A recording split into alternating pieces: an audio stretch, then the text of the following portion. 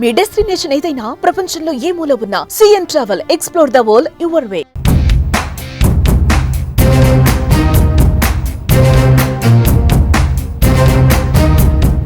America అధ్యక్షుడు Donald Trump 3 రోజుల్లోనే తన ప్రతాపం చూపిస్తున్నారు. హామీలను అమలు కోసం దూకుడు చూపిస్తున్నారు. అధ్యక్షుడి కుర్చీలో కూర్చోగానే గత ప్రభుత్వం తీసుకొచ్చిన దాదాపు 100 ఎగ్జిక్యూటివ్ ఆర్డర్లను రద్దు చేశారు. అలాగే ఎన్నికల్లో హామీ ఇచ్చినట్టుగా అక్రమ వలసదారులపై ప్రతాపం చూపిస్తున్నారు.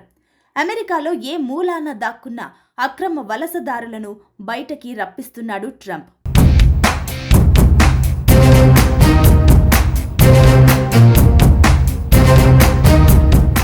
డొనాల్డ్ ట్రంప్ అక్రమ వలసదారులపై ఉక్కుపాదం మోపుతున్నాడు. అమెరికాలోకి అక్రమంగా ప్రవేశించాలనే ఆలోచన కూడా రాకుండా చేస్తున్నాడు ట్రంప్. ఇప్పటికే 538 మందిని అరెస్టు చేశారు. గతంలో వాగ్దానం చేసినట్లుగానే ట్రంప్ ప్రపంచ దేశాలకు బలమైన సందేశాన్ని పంపిస్తున్నారని వైట్ హౌస్ అంటుంది.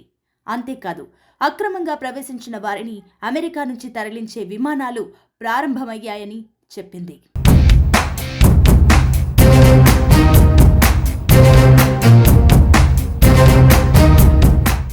రోజుల్లోనే అమెరికాలో ఏకంగా 580 మంది అక్రమ వలసదారులను అదుపులోకి తీసుకున్నారు. మరో 373 మంది నిర్బంధించినట్లు తెలిపింది. వారిలో టెర్రరిస్ట్ ట్రైన్ డి అరగువా గ్యాంగ్కు చెందిన 4 సభ్యులు కూడా ఉన్నారు.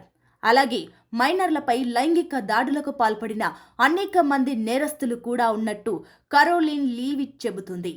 ఇది అమెరికా చరిత్రలో అతిపెద్ద ఆపరేషన్ అని ట్రంప్ టీం ప్రశంసలు కురిపిస్తుంది.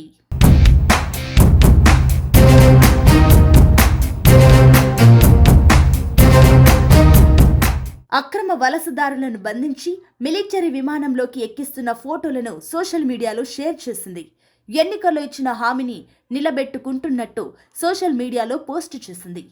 అమెరికా 47వ అధ్యక్షుడిగా ప్రమాణ స్వీకారం చేసిన వెంటనే ట్రంప్ సోమవారం అమెరికా మెక్సికో బార్డర్ వద్ద ఎమర్జెన్సీని విధించారు.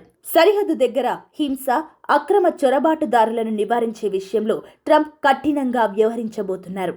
అమెరికా చరిత్రలోని అతిపెద్ద బహిష్కరణ ఆపరేషన్ కొనసాగుతుంది.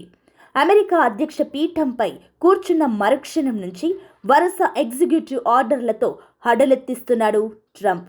అంతా నా ఇష్టం అంటూ స్వైర విహారం చేస్తున్నాడు. స్టార్టింగ్లోనే ఇలా ఉంటే వచ్చే మరో 4 ఏళ్లలో పరిస్థితి ఎలా ఉంటుందో అని అమెరికా ప్రజలతో పాటు ప్రపంచ దేశాల్లో టెన్షన్ పెరిగింది.